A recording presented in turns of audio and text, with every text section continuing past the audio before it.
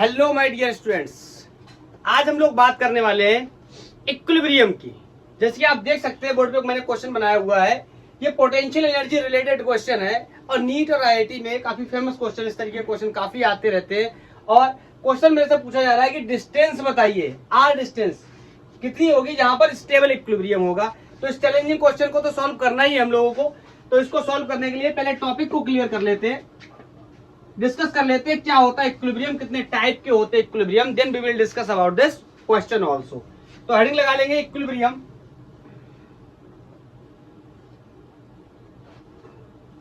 बहुत सारे लोगों को यह बात पता भी होगी कि इक्विलिब्रियम का मतलब, जब हमने मैकेनिक्स में फोर्स कॉन्सेप्ट में हम लोग बात कर रहे थे तो हमने डिस्कस किया था कि अगर समेशन ऑफ नेट फोर्स क्या है, जीरो है, तो वहां पर क्या होता है, इक्विलिब्रियम होता है। समेशन ऑफ नेट फोर्स मतलब वेक्टर सम क्या है, जीरो है, तो इक्विलिब्रियम होता है। ये बात यहां पर भी लागू होती है। लेकिन आज हम लोग समझने जा रहे हैं the terms of potential energy. Last lecture में हम लोग पोटेंशियल एनर्जी के बारे में डिस्कस किया, तो इस लेक्चर में हम लोग डिस्कस करने वाले हैं किसके बारे में, in the terms of potential energy. क्या चीज, इक्विलिब्रियम। तो सबसे पहले मैंने प्रीवियस लेक्चर में आपको ये बोल के रखा था कि relation between force and potential energy क्या होगा, ये नेक्स्ट लेक्चर में काम आने वाला है। तो मैंने आपको ऐसे बताया भी था कि पोटेंशियल एनर्जी क्या होती है, minus times of work done. Differential form लिख रहा हूं तो ये d u will be equal to minus, बोलो डी डब्ल्यू क्या होता है डिफरेंशियल फॉर्म में, फोर्स डिस्प्लेसमेंट। मान ले रहा हूं एंगल 0 डिग्री है, तो बोलो एफ डी एस की जगह डी एक्स कर लेता हूं। बोलो वेक्टर हटाया, कॉस थीटा लगाया, 0 डिग्री एंगल हो गया, कॉस थीटा की वैल्यू 1 हो गई। तो यहां से du अपॉन dx की value minus times of force. कल मैंने आपको बताया भी था direction of force will be in the direction of decreasing potential energy. Is that clear? चलो अच्छा, मैं एक काम करता हूं, अपन क्या डिस्कस करने चलते हैं, एक चीज देख लेते हैं कि potential energy versus distance graph देखते हैं, डिस्प्लेसमेंट ग्राफ देखते हैं। तो बोलो अगर मैं ऐसे बना दूं, मैं स्लोप निकालना चाहता हूं एक्चुअली, तो बताओ इस पॉइंट को मार्क करूं, तो मार्क कर ले रहा हूं। यहाँ कोई x2 डिस्टेंस होगी, सॉरी यहाँ कोई x1 डिस्टेंस होगी, यहाँ कोई x2 डिस्टेंस होगी। बोलो इस पॉइंट पर कोई पोटेंशियल एनर्जी u1 होगी, इस पॉइंट पर कोई पोटेंशियल एनर्जी u2 होगी। और आपको पता है यहाँ पर अगर मैं बना दूं क्या एंगल, तो और इसका ले लूं क्या टेंजेंट, मतलब टेन थीटा, यही क्या बन जाता है, स्लोप बन जाता है। सबको पता है टेन थीटा क्या होता है, परपेंडिकुलर अपॉन बेस। तो परपेंडिकुलर मतलब u2 minus u1 upon x2 minus x1, मतलब delta u upon delta x। ध्यान से देखो, यही तो है, ये डिफरेंशियल फॉर्म लिखा हुआ है, ये वाला डिफरेंशियल फॉर्म में लिखा हुआ है। इसका मतलब यही किसके बराबर हो गया, माइनस टाइम्स ऑफ फोर्स के बराबर। एक चीज और पता चल गई कि जहां अगर हम ग्राफ बनाने जाएं potential energy versus distance graph का, तो इसका स्लोप क्या दे देगा मुझे, इसका slope D you upon D X या delta you upon delta X क्या होगा, माइनस टाइम्स ऑफ फोर्स के बराबर होगा, नेगेटिव टाइम्स ऑफ फोर्स के बराबर होगा। बोलो बोलो बोलो, अब मेरे को देखना है क्या, इक्विलिब्रियम। तो बताओ इक्विलिब्रियम के लिए मैंने एक बात पढ़ी हुई है, मैं इसको हटाता हूं, ठीक है। इक्विलिब्रियम के लिए एक बात पढ़ी हुई है कि net vector sum of all forces should be 0। मतलब मैं आपसे अगर बोलूं ये कोई एक ऑब्जेक्ट है, इस पे मल्टीपल फोर्स लग रहा है, लेट्स से F1, एक second,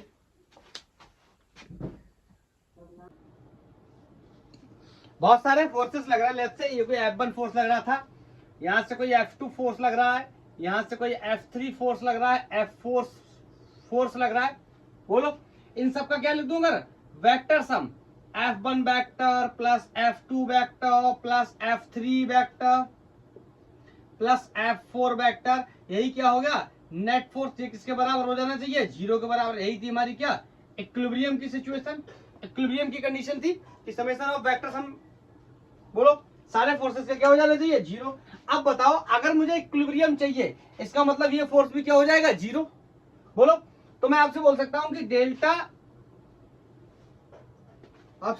delta U upon dx is equal to 0। इस बात का मतलब मैं आपको दूसरे तरीके से भी समझाऊंगा, पहले आप इस बात का मतलब समझो। मतलब delta U upon delta X क्या है, 0, या D you upon D x क्या है, 0। इससे मुझे एक बात पता चलती है कि पहली कंडीशन, अगर फोर्स का वेक्टर सम जीरो है या नेट फोर्स जीरो है तो इक्विलिब्रियम कह सकता हूं मैं। अगर पोटेंशियल एनर्जी के टर्म्स में बात करूं तो d you upon D x क्या है, जीरो। इसका मतलब d u is equal to क्या है, जीरो। मतलब एनर्जी कैसी होगी, कौन सी एनर्जी, पोटेंशियल एनर्जी कैसी होगी, minimum. If potential energy is minimum, बोलो पोटेंशियल एनर्जी मिनिमम है, और F net is zero, both are condition of equilibrium. बोलो ये दोनों ही कंडीशन किसके लिए है, इक्विलिब्रियम के लिए है। ठीक है, समझ गए। कुछ और बताने की कोशिश करता हूं। इसका मतलब समझना, potential energy versus distance graph अगर हुआ, बोलो, और आपसे कहा जाए कि इक्विलिब्रियम कहां पर मिलेगा, मैं कोई ऐसे एक रैंडम ग्राफ बना दे रहा हूं, चलो एक ही स्लोप बनाता हूं। बोलो ये मान low potential energy versus distance graph है, तो बताओ इसका जो स्लोप था D you upon D x, अगर वो क्या आ जाए जीरो, तो वहां पर क्या होगा, वहां पर क्या होगा, इक्विलिब्रियम होगा। मतलब अगर ग्राफिकल रिप्रेजेंटेशन दिया है और मैंने पता करना है कि इक्विलिब्रियम कहां पर है, वहां पर इक्विलिब्रियम होगा जहां पर D you upon D X, या इसी का नाम क्या था, स्लोप क्या होगा, जीरो होगा। बोलो इज दैट क्लियर, बोलो कोई डाउट तो नहीं है, मेरे हिसाब से नहीं होना चाहिए। बोलो तो मैं थोड़ा सा और इस ग्राफ को अगर इस तरीके से बनाऊं, इस तरीके के कई सारे मैं आपको पिक्स बनाऊं, इसमें पोटेंशियल एनर्जी वर्सेस डिस्टेंस या डिस्प्लेसमेंट ग्राफ। बोलो अब मेरे से पूछा जाएगा कि इक्विलिब्रियम कहां होगा, तो बोलो दो कंडीशन होंगी इक्विलिब्रियम के लिए। मैं कह सकता हूं क्या,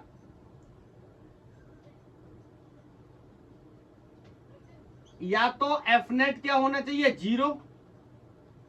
अगर पोटेंशियल एनर्जी की बात कर रहे हैं तो d you upon D x क्या होना चाहिए, जीरो। मतलब potential energy versus distance graph का स्लोप क्या होना चाहिए, जीरो। देखो दोनों एक ही बात है, potential energy versus distance graph का स्लोप जीरो, ये भी यही बात है, फोर्स भी वहीं पर जीरो होगा। बोलो तो मैं अगर यहां पे देखूं, ये देखो यहां पे, बोलो यहां पे, यहां पे, यहां पे, इन सारी प्लेसेस पे क्या होगा, इक्विलिब्रियम। बोलो मैं ये नहीं बोल रहा हूं कि इक्विलिब्रियम स्टेबल होगा, अनस्टेबल होगा, न्यूट्रल होगा, क्या होगा वो आगे चल के डिस्कस करेंगे, लेकिन इक्विलिब्रियम कहां होगा ये बात डिस्कस कर ले रहे। इज दैट क्लियर, बोलो अब आगे चल के डिस्कस करेंगे कि इक्विलिब्रियम कितने प्रकार के हो सकते हैं। तो बताओ इक्विलिब्रियम के लिए क्या कंडीशन हो गई, D you upon D x should be zero, या इसी बात को मैं ऐसे बोल सकता हूं net force should B zero, या इसी बात को मैं ऐसे भी बोल सकता हूं कि potential energy should be minimum. बोलो इक्विलिब्रियम के लिए। और अब नेक्स्ट टॉपिक है टाइप ऑफ इक्विलिब्रियम, कितने प्रकार के इक्विलिब्रियम हो सकते हैं।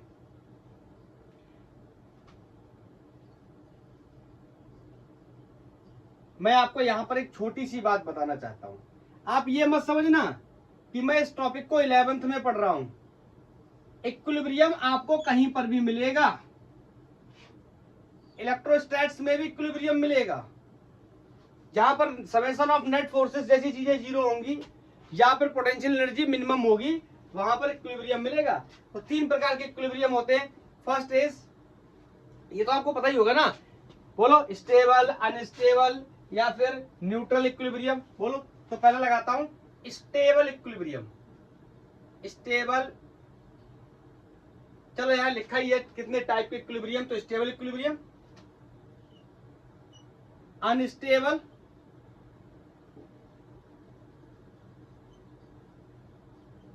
और next one is neutral equilibrium. समझते हैं, बताओ कैसे पहचानेंगे कि इक्विलिब्रियम है या नहीं है। तो मैं उसके लिए आपको एक तरीका बताता हूं। जिस पार्टिकल पे भी इक्विलिब्रियम पता करना है, ये इक्विलिब्रियम में है या नहीं है सबसे पहली बात, तो वो हम du/dx या नेट फोर्स जीरो करके पता कर लेंगे। अगर पता चल गया कि ये क्या है, इक्विलिब्रियम में है, तो किस टाइप के इक्विलिब्रियम में, तो हम क्या करेंगे, उस पार्टिकल को स्लाइटली डिस्प्लेस करेंगे, थोड़ा सा धक्का देंगे आगे या पीछे की तरफ। क्लियर? धक्का देने के बाद क्या होगा, इस बात से हम डिसाइड करेंगे। बोलो, तो हम क्या कह सकते हैं कि अगर हमें चेक करना है, बोलो, पहले मैं चेक करूंगी विजुअल है, स्टेबल विजुअल है, विजुअल है, तो बोलो मैं क्या करूंगा, मैंने किसी ऑब्जेक्ट को डिस्प्लेस किया और आफ्टर स्मॉल डिस्प्लेसमेंट बॉडी या particle return to its original position. बोलो, वापस आ गया। ऐसे इक्विलिब्रियम को हम स्टेबल इक्विलिब्रियम के नाम से जानते हैं। सिर्फ इंग्लिश लिखने नहीं आया हूं, इसका फील समझाने आया हूं आपको। बोलो, इसका मतलब पहली कंडीशन इक्विलिब्रियम के लिए, जो कि किसी के लिए भी है, du/dx should be zero. This is not the story of stable unstable या न्यूट्रल, ये किसी के लिए भी है। यहां पर ध्यान से सुनना, जो इसका दूसरा डेरिवेटिव होगा पोटेंशियल एनर्जी का, बोलो पहला, अरे यार इक्वेशन दे रखी होगी, उसका पहला डेरिवेटिव बनाएंगे, या du/dx में डिफरेंशिएशन नहीं तो कर रहे हैं, तो पहला इसका जो डेरिवेटिव है वो जीरो कर देंगे, तो क्या पता चल गया, इक्विलिब्रियम है। दूसरा, अगर ये डी, इसका फिर से दोबारा से डिफरेंशिएट किया है, दूसरा डेरिवेटिव बनाया d²u/dx², अगर ये ग्रेटर देन जीरो आता है, ग्रेटर देन जीरो का मतलब कैसा है, पॉजिटिव। कैसा है, पॉजिटिव। मैं आपको यहां पर एक बात बता देता हूं, इसी को du/dx को तब तक के लिए आप रेस्टोरिंग फोर्स समझ लो, बिल्कुल कॉन्सेप्ट क्लियर होने वाला है आपका, तब तक के लिए आप इसको रेस्टोरिंग फोर्स समझ लो। क्लियर है?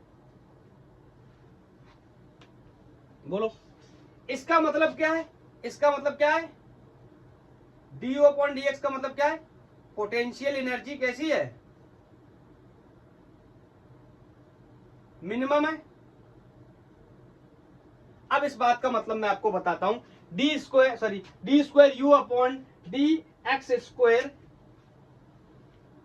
Should be greater than zero. It means कैसा होना चाहिए, पॉजिटिव। इसका मतलब क्या है, रेस्टोरिंग फोर्स।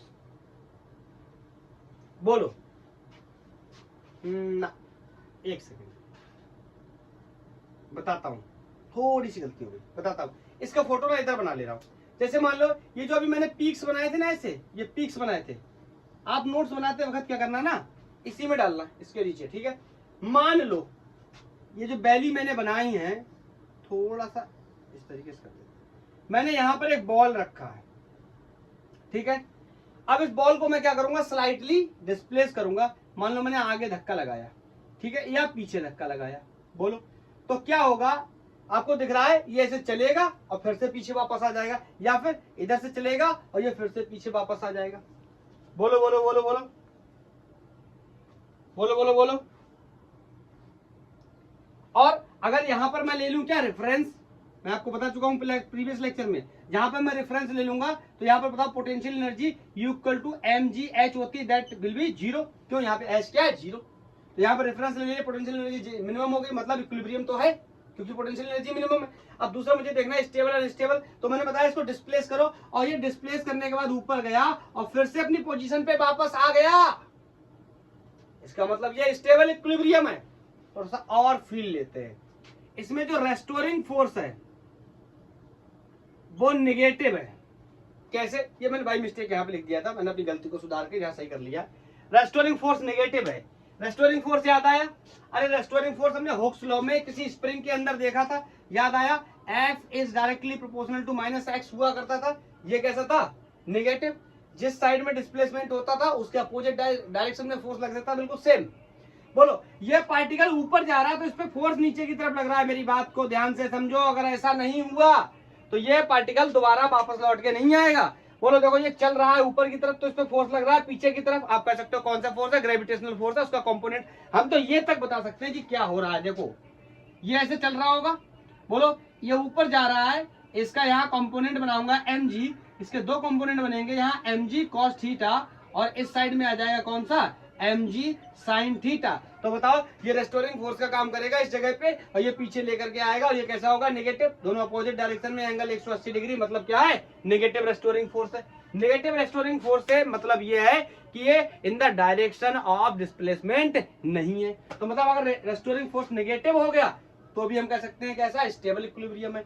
हम कहते गया और वापस आ गया तो भी क्या, स्टेबल इक्विलिब्रियम। बात सारी है कि मैं अलग अलग तरीके से आपको समझा रहा हूं। या second derivative D U D square you upon D x square is greater than 0, इसकी वैल्यू कैसी आ जाए, पॉजिटिव, तो भी ये क्या है, रेस्टोरिंग, सॉरी तो भी ये क्या है, स्टेबल इक्विलिब्रियम है। ये हमें पता चल जाएगा, कोई इक्वेशन दे रखी होगी उसका डबल डिफरेंशिएशन करने के बाद। बोलो, तो this is the story about the restoring sorry stable equilibrium. अब बात करें बताओ अनस्टेबल इक्विलिब्रियम की, तो बताओ क्या होगा,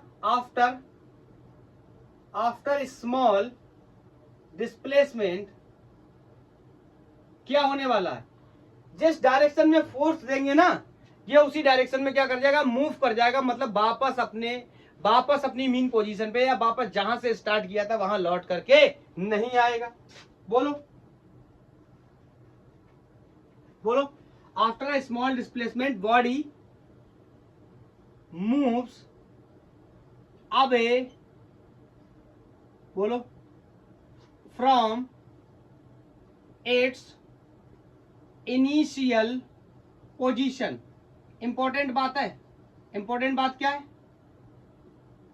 कि मैंने इसको धक्का दिया ना, पीछे आने का छोड़ो, ये और उसी डायरेक्शन में चला गया।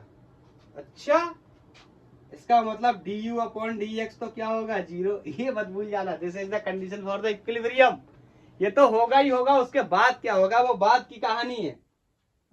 मतलब समझे, मतलब जो सेकेंड डेरिवेटिव है D square you upon D x square should be less than 0। अब आप कहोगे कि sir should be less than का मतलब है पोटेंशियल एनर्जी कैसी आ रही है, नेगेटिव। अब समझाता हूं मैं आपको, डी स्क्वायर, इन दोनों बातों को अब क्लियर कर देता हूं। डी यू आपने देखा था, D square you upon D x square, अगर ये कैसा आ रहा है, इस केस में पॉजिटिव, तो रेस्टोरिंग फोर्स कैसा हो जा रहा था, नेगेटिव। बोलो क्यों, क्योंकि दोनों के बीच में एंगल कितना था, 180 डिग्री, या दोनों एक दूसरे के अपोजिट थे, इस वजह से ये कैसा हो जा रहा था, नेगेटिव रेस्टोरिंग फोर्स। ये वैल्यू पॉजिटिव आने के बाद भी कैसा हो जा रहा था, नेगेटिव रेस्टोरिंग फोर्स। अब ये वैल्यू आ रही नेगेटिव, लेकिन दोनों का एंगल क्या है, एक ही है।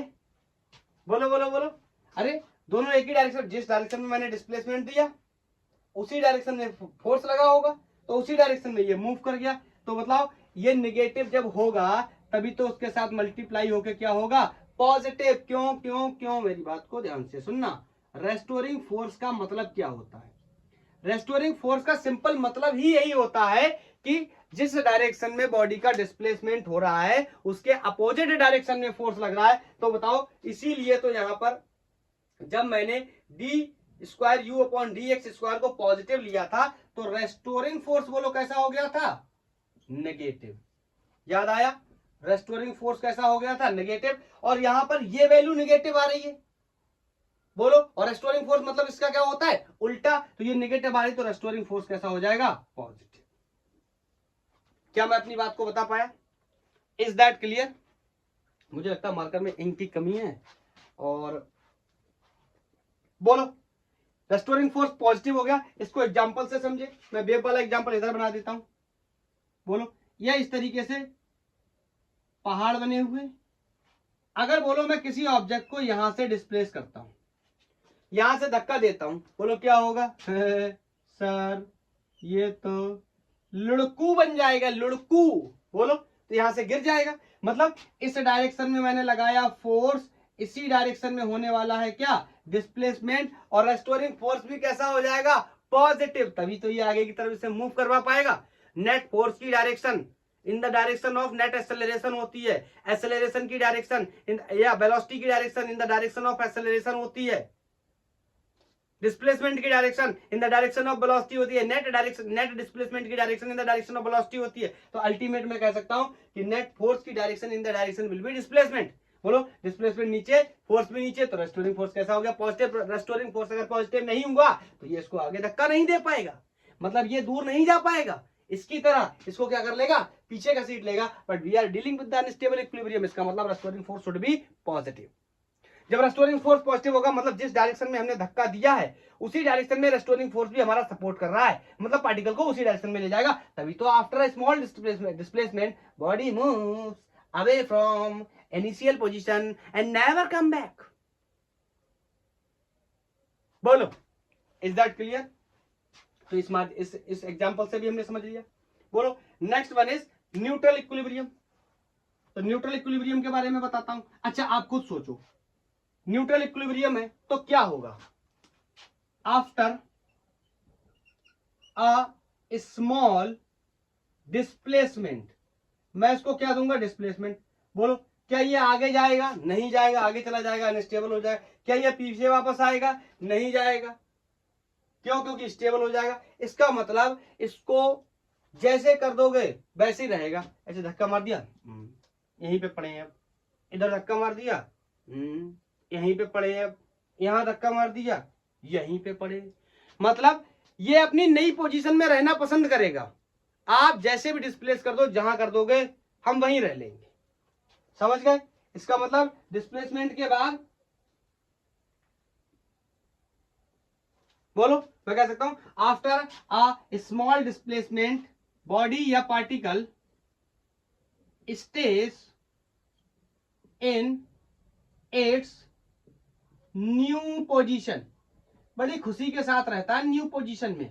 कहता अपन को कोई फर्क नहीं पड़ता, मेरे को तो रहना है, मेरे को तो किसी से लड़ाई नहीं करनी है, वापस बिल्कुल भी नहीं जाना है, मेरे को उस डायरेक्शन में भी आगे और नहीं जाना, मैं तो बहुत ही आलसी आदमी हूं, मुझे बस लड़का दो, मैं तो बस पड़ा रहूंगा। बोलो, इसका मतलब du अपॉन dx क्या जीरो नहीं होगा? ये तो होगा ही होगा। इक्विलिब्रियम शुरू ही यहीं से होता है। तो आप बताओ मेरे को, D square you upon D x square क्या होगा? जीरो से बड़ा होगा क्या?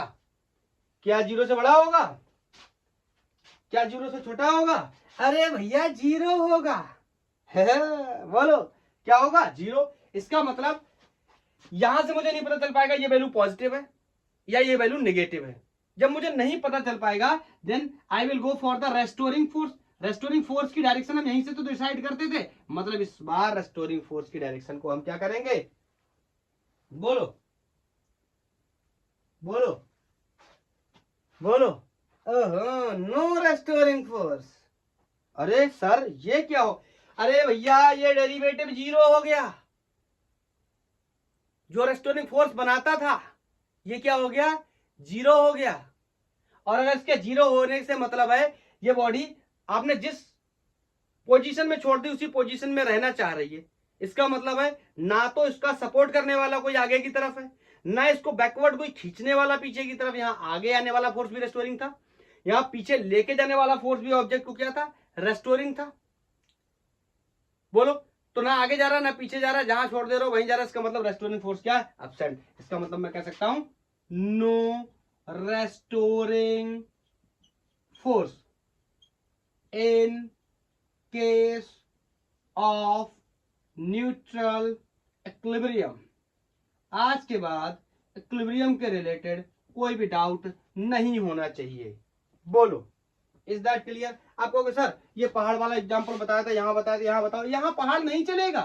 अरे यहां पहाड़ नहीं चलेगा। यहां पहाड़ कैसे चल जाएगा? यहां भेजोगे नीचे गिर पड़ेगा, ये वाली बात साबित नहीं होगी। यहां फेंकोगे नीचे पीछे आ जाएगा। अरे सर स्ट्रेट लाइन पे करा दो, सबसे बढ़िया रहेगा। यहां से धक्का मारो, यहां आ गया, ऐसे में रह लेगा। यहां से भी धक्का मार दोगे, यहां आ जाएगा, बशर्ते सरफेस कैसी है? फ्रिक्शनलेस।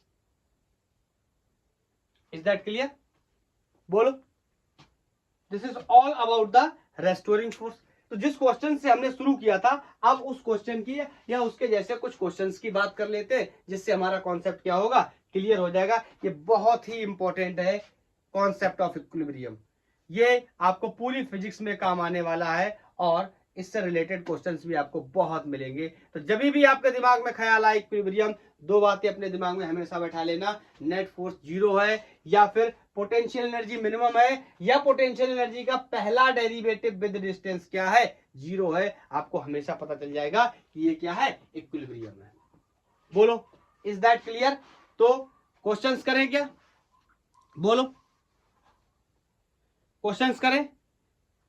नोट करूं क्या क्वेश्चन? चलो नोट करता हूं मैं। पहला क्वेश्चन जो हम लोगों ने लिया है नीट टू 2012 से लिया है, और यही क्वेश्चन स्टार्टिंग में मैंने आपको दिखाया था कि इस तरीके का क्वेश्चन को हम सॉल्व करेंगे।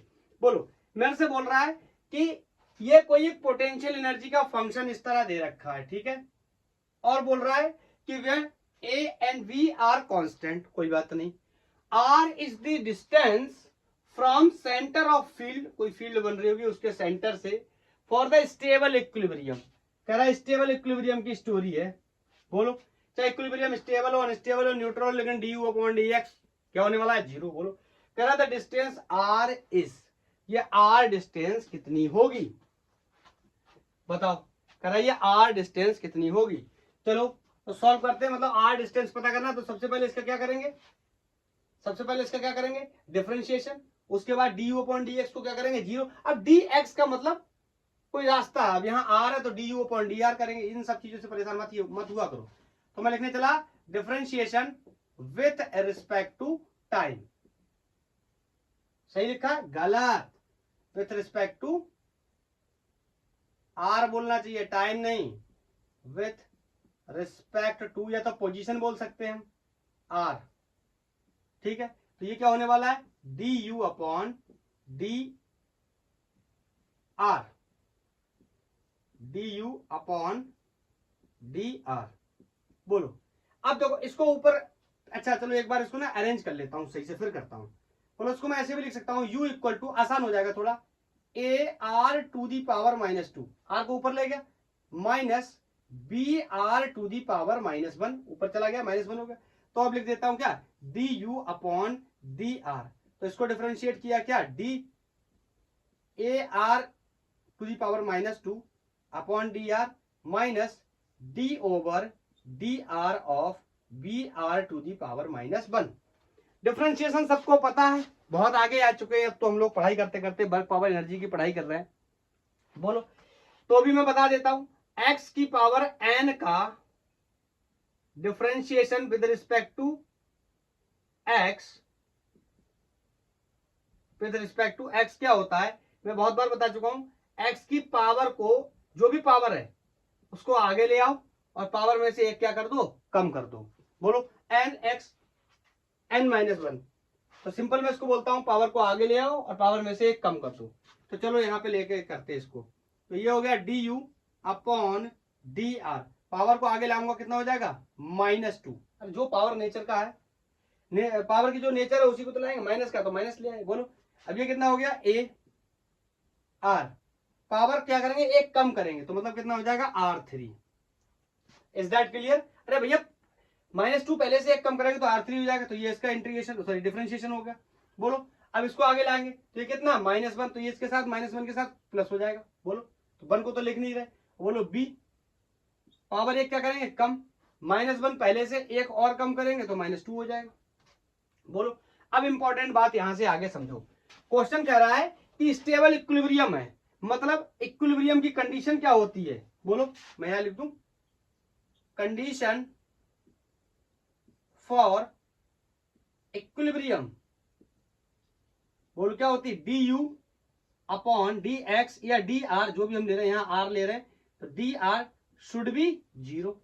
तो बताओ इस फंक्शन को मैं क्या कर दूंगा, जीरो। तो आगे चल के यहां पे सॉल्व कर लूंगा, आंसर बन जाएगा। तो यहां से zero is equal to minus two a, r को अगर नीचे लेके चला जाऊं तो यहां पर आर का क्या हो जाएगा, क्यूब। बोलो, यहां पर देखो, प्लस बी, आर को नीचे लेकर चला जाऊं, आर का क्या हो जाएगा, स्क्वायर। बोलो, अब ये माइनस का इधर आके प्लस हो जाएगा, this is going to be 2a upon r cube will be equal to b upon r square. ये स्क्वायर से ये मर गया, तो यहाँ एक r बचा, और मेरे को r की ही वैल्यू बतानी है। This is going to be very easy. तो यहाँ कितना रह गया, 2a, इस b को लाके मैंने क्या कर दिया, डिवाइड कर दिया और यहां से आर की वैल्यू आ गई। ठीक है, मैच करा लेंगे, कोई एक ऑप्शन होगा। कौन सा ऑप्शन मैच कर रहा है? आई थिंक ये वाला ऑप्शन मैच कर गया। और मैंने इसके दो ही ऑप्शन लिखे थे क्या? नहीं है तो लिखे, सी ये लिखा, डी ये लिखा।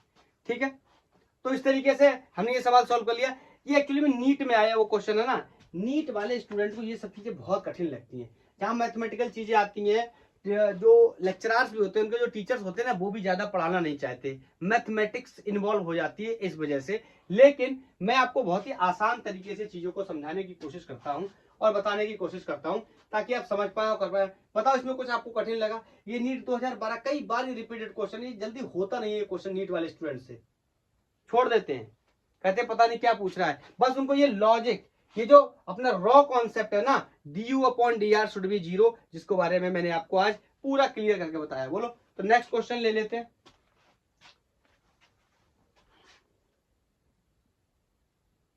आपके सामने लिखता हूं क्वेश्चन को। पोटेंशियल एनर्जी का फंक्शन मेरे को फिर से दिया हुआ है, that is u equal to 20x/z।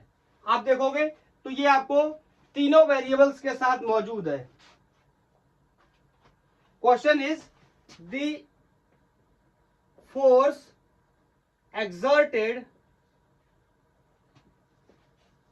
on it in vector form. Vector form में बताओ कितना फोर्स है। ठीक है, अच्छा क्वेश्चन है। मार्केट को इंक पिला लूं, तब तक आप इसको सॉल्व करो, मैं आता हूं 1 सेकंड में। बताओ तो ऐसी कंडीशन में हम लोग क्या करते हैं जनरली? ये देखो, potential energy x y z तीनों का फंक्शन है। एक्चुअली इनकी बॉटल खत्म हो गई थी, बॉटल लेके आया था निकाल के दूसरी। तो मुझे वेक्टर फॉर्म में बताना है, तो ये तो कंफर्म है कि मुझे इसका क्या करना पड़ेगा, पार्शियल डिफरेंशिएशन। डरना नहीं है पार्शियल डिफरेंशिएशन सुन के, सिंपल है। जिसके खिलाफ हमें करना है या जिसके साथ हमें करना है डिफरेंशिएशन, बस उसी को कंसीडर करेंगे, बाकी दो को क्या मान लेंगे, कांस्टेंट। ऐसा इसलिए बोल रहा हूं, मेरे नीट के स्टूडेंट जो होते हैं ना, वो डरने लगते हैं, बोलते हैं सर मैथमेटिक्स बहुत ज्यादा आ रही है, तो इसलिए मैं आपको बोल के बता दे रहा हूं। मतलब मेरे को डिफरेंशिएशन आपको पता है, माइनस एफ इक्वल टू क्या होता है, D you upon d are या डी एक्स। मैंने बताया था आपको, ऐसा होता है कुछ। बोलो, अब अगर मैं इसको क्या कर दूं, एक्स के लॉन्ग निकालना, वाई के लॉन्ग निकालना है, जेड के लॉन्ग निकालना, तो मुझे करना पड़ेगा पार्शियल डिफरेंशिएशन। क्यों? क्योंकि ये तीनों का फंक्शन है, एक्स वाई और जेड का। तो पार्शियल डिफरेंशिएशन कैसे लिखते हैं, delta U upon delta x. ये हो गया पार्शियल डिफरेंशिएशन इन एक्स डायरेक्शन या अलोंग एक्स। ठीक है, इसकी वैल्यू कितनी हो जाएगी, माइनस टाइम्स ऑफ एफ, और जो फोर्स आएगा वो किस में आएगा, एक्स में। हाँ, इसमें करना क्या होता है, इसमें करना ये होता है, एक्स को मैं वेरिएबल कंसीडर करूंगा, बाकी सबको क्या कंसीडर करूंगा, कांस्टेंट कंसीडर करूंगा। Is that clear? बोलो, ऐसे अगर मैं बाई का लिखूं तो यहां पर भी एक्स लिख दे रहा हूं, तो del u y upon del y will be force in y direction. और आपको पता है आई जे और के हम यूनिट वेक्टर से रिप्रेजेंट कर देते हैं एक्स वाई जेड को, तो उसमें कर देंगे। ये क्या है, इन वाई डायरेक्शन, या इसी को हम बोल सकते हैं अलोंग वाई एक्सिस। ठीक है, ऐसे हम तीसरा लिखने चले, del u in z direction क्या हो जाएगा, upon del z will be equal to minus times of force in z. ये क्या हो जाएगा, इन जेड डायरेक्शन, या इसी को हम बोल सकते हैं अलोंग जेड। ठीक है, तो कर देते हैं इसका पार्शियल डिफरेंशिएशन। एक्चुअली इसके ऑप्शन भी दिए हुए हैं, लेकिन मैं लिखना नहीं चाहता, बहुत जितना टाइम ऑप्शन लगेगा लिखने में लगेगा उतनी देर में ये सॉल्व हो जाएगा। तो बोलो, मैं लिखने चला partial differentiation along X axis, या partial differentiation with respect to X भी लिख सकते हो आप। ये हो गया क्या, डेल, डी नहीं यूज करते, मैथमेटिक्स है, del U X upon del X. बताओ, अब जब मैं इसका एक्स के अलावा इसका डिफरेंशिएशन करने जाऊंगा, तो बोलो, सबसे पहली बात तो ये माइनस टाइम्स हो जाएगा। अरे फोर्स के बराबर होता है, ये देखो ना, मैंने बता तो रखा है। बताओ, तो इसमें x क्या है वेरिएबल और बाकी सब क्या है कांस्टेंट। मतलब मैं इसका क्या करने जा रहा हूं डेल अपॉन डेल x और क्या हो जाएगा ये 20x बाई अपॉन z। बोलो वेरिएबल कौन है सिर्फ x इस पर्टिकुलर क्वेश्चन के हिसाब से। बोलो तो x को क्या करूंगा सिर्फ x को ही क्या करूंगा डिफरेंशिएट करूंगा। इसका मतलब ये x निकल के यहां आ जाएगा। बोलो और ये डेल एक्स क्या हो जाएगा कैंसिल होकर कितना हो जाएगा 1 हो जाएगा। तो यहां से del u in x upon del x is going to be -20 और ये y अपॉन z। ये क्या है कांस्टेंट है, इस वजह से हमने इनको कोई ट्रीटमेंट नहीं दिया। हाँ सर आप तो कहते थे कांस्टेंट का डिफरेंशिएशन 0 हो जाएगा अगर इसमें y मौजूद नहीं हो, सॉरी इसमें अगर x मौजूद नहीं होता तो हो जाता। अगर x के अलाउंग करते फिर भी x मौजूद नहीं है, इसका मतलब वो वेरिएबल फंक्शन मौजूद नहीं है, तो क्या हो जाता 0। लेकिन इस कंडीशन में 0 नहीं होगा। तो मैं कह सकता हूं कि फोर्स इन x डायरेक्शन कितना आया -20 बाई अपॉन z। अगर मुझे लिखना है किसने वेक्टर में तो आपको बताइए x में आया है तो मैं इसको यहाँ पे i कैप भी लिख सकता हूं। बोलो ऐसे ही मैं y में निकालूंगा, ऐसे ही मैं z में निकालूंगा। आप कॉन्सेप्ट समझ लो, आप क्वेश्चन किताबों में जाओगे गाइड बुक में जाओगे तमाम सारे आपको मिलेंगे। बहुत क्वेश्चंस नीट में पूछे जाते हैं, आईआईटी में पूछे जाते हैं। तो बोलो y डायरेक्शन में फोर्स, अब डायरेक्ट लिखना शुरू कर दूं क्या डायरेक्ट लिखना सर एक बार और बता दो। चलो अच्छा एक बार और बता देता हूं। तो मैं कहने चला कि अब मैं यहां पे दूसरा हेडिंग लगा रहा हूं क्या पार्शियल डिफरेंशिएशन में फिर से करने लगा with respect two by axis.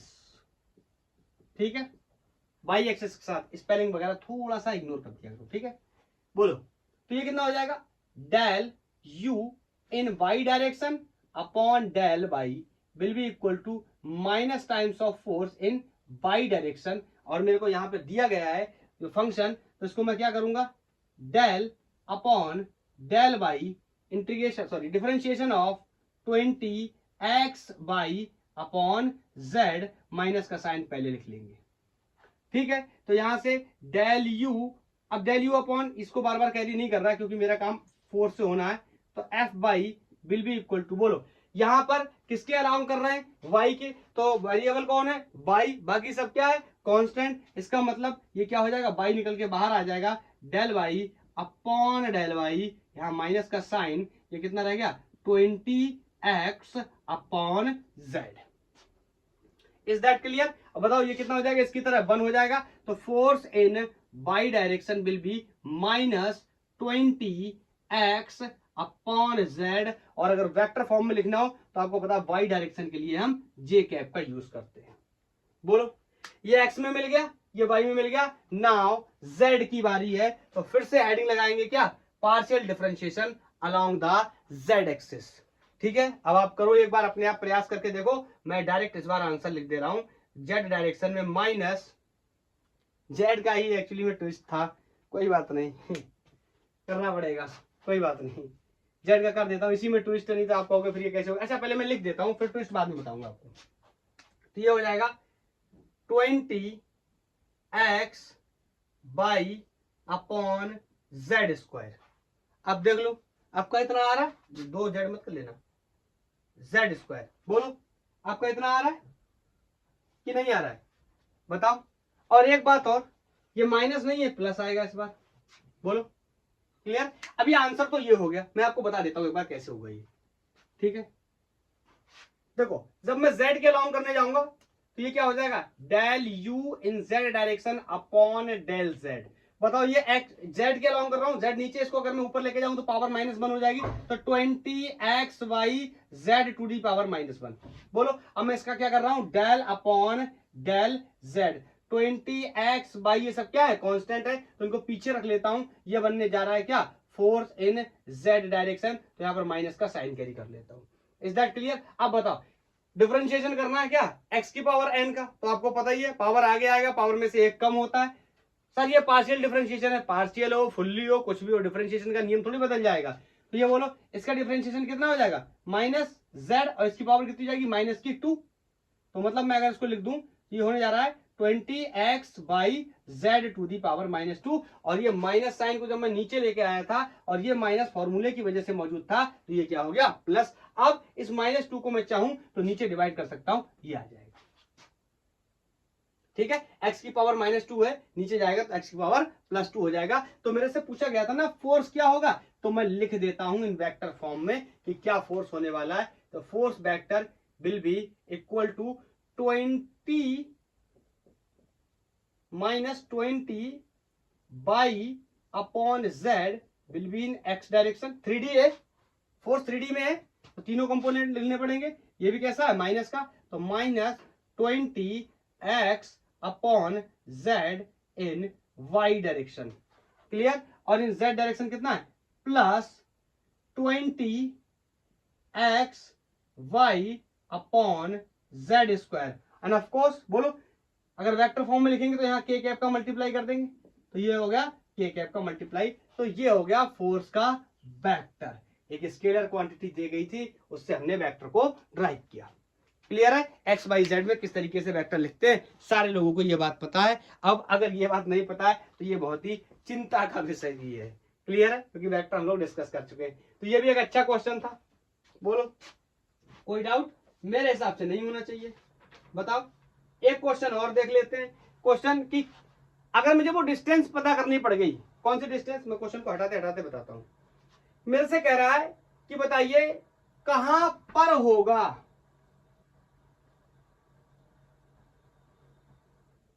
Equilibrium. पहले क्वेश्चन में भी हमने डिस्कस किया, तो उस क्वेश्चन को एक दूसरे तरीके से भी डिस्कस कर लेते हैं, उसी टाइप के क्वेश्चन को। बोलो, इस तरीके से पोटेंशियल एनर्जी गिवन है क्वेश्चन में, and that is the function of time, and that is x to the power 2, क्या कह सकते हैं हम, x स्क्वायर -3x जूल। ये दिया है मुझे पोटेंशियल एनर्जी का फंक्शन, x लगा दिया मैंने x के अलोंग है। क्लियर। बोलो, फिर से कह रहा है where x is in meter. बोलो क्या पूछेगा, पोजीशन पूछेगा कि कहां पर होने वाला है क्या इक्विलिब्रियम। बोल रहा है it's equilibrium position is, it's equilibrium position is. Solve करो, बताइए तुम्हें कैसे करना है। पहले डिफरेंशिएशन करना है पोजीशन, फिर उसको क्या करना है du/dx को 0 करना है, x की वैल्यू वहां से मुझे मिल जाएगी। मैं 4 ऑप्शन लिखे देता हूं, फिर मुझे बताओ कि ये आया कि नहीं आया। 1.5 मीटर, 2 मीटर और 3 मीटर, 5 मीटर। क्लियर। तो करते हैं, बोलो मैं क्या करने चला, dux upon dx, x direction के हिसाब से इसका डिफरेंशिएशन करने चला। तो बोलो इसका डिफरेंशिएशन, पावर को आगे लाएंगे 2x, पावर में से एक कम हो जाएगा, प्लस की 2 पावर है तो एक कम होगा तो x बचा, यहाँ पावर 1 लिख भी देता हूं। ठीक है, ये माइनस, बोलो कितना हो जाएगा 3। बोलो x की पावर 1 है, इसमें से एक और कम होगा तो x की पावर कितनी हो जाएगी 0। किसी की पावर 0 होने का मतलब क्या होता है 1। Is that clear. और आपको पता है इक्विलिब्रियम पता करना है तो du/dx शुड बी 0। इसका मतलब 0 इक्वल टू 2x माइनस 3, इसका मतलब x इक्वल टू 3/2। यहां से 3 इधर आया, प्लस 2 से डिवाइड किया, 3/2 का मतलब ही कितना होता है 1.5 मीटर। आया आपका, आपका आया था। बोलो आपका आया था। तो इस तरीके से हमने इस तरीके से हमने इक्विलिब्रियम के कॉन्सेप्ट को काफी अच्छे से समझा। सर मेरे को बिल्कुल क्लियर है इक्विलिब्रियम का कॉन्सेप्ट, सर मेरे को कोई डाउट नहीं है। कोई बात नहीं, मैं आपके लिए क्वेश्चन दे देता हूं। और मैं आपको एक बात और बताता हूं, नेक्स्ट लेक्चर के रिगार्डिंग में एक बात आपको अभी बताता हूं। नेक्स्ट लेक्चर में हम लोग जनरली एनर्जी कंजर्वेशन के बारे में बात करेंगे। फिर मैं वहां पे आपको एक सवाल होमवर्क में देके जाऊंगा, वो कुछ इसी टाइप का सवाल होगा, लेकिन एनर्जी कंजर्वेशन और इक्विलिब्रियम दोनों के कॉन्सेप्ट से सॉल्व होगा। इंजीनियरिंग मतलब जेई मेंस में पूछा हुआ क्वेश्चन है। Is that okay? बोलो, दोनों कॉन्सेप्ट लगाने, du upon dx should be 0। और एनर्जी कंजर्वेशन का क्या कॉन्सेप्ट होता है पहले हम पढ़ेंगे, फिर हम आपको दे के जाएंगे क्वेश्चन। पहले हम लोग डिस्कस करेंगे, उसके बाद क्वेश्चन देंगे, तो एनर्जी कंजर्वेशन का भी कॉन्सेप्ट क्या हो जाएगा क्लियर। तो मैं बोर्ड पे वो क्वेश्चन नोट कर देता हूं जो मैंने आपको होमवर्क में देना है। और हाँ, आप आंसर नहीं बताते, आप लोग आंसर बताया करिए कि क्या आंसर आपका आ रहा है, ठीक है। तो मैं क्वेश्चन को बोर्ड पे नोट करता हूं, प्रीवियस क्वेश्चन जैसा ही है, फर्स्ट क्वेश्चन जैसा है।